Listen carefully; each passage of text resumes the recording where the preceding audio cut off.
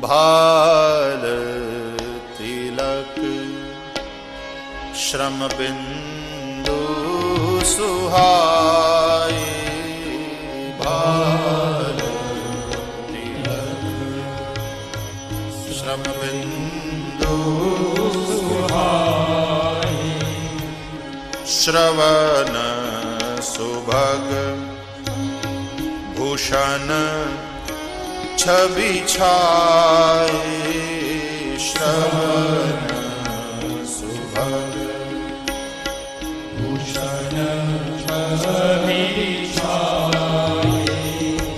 भाल तिलक श्रम बिंदु सुहाए।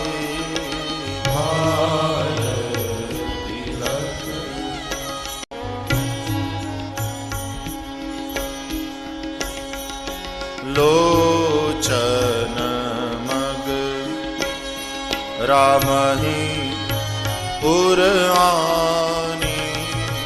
लोचन मग राम ही पुरानी।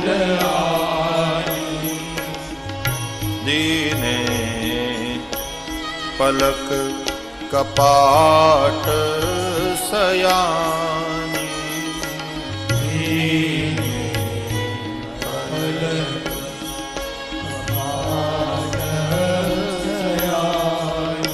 नेत्र द्वार से अपने प्रियतम प्रभु को हृदय में पधराया और नैन द्वार बंद कर दिए।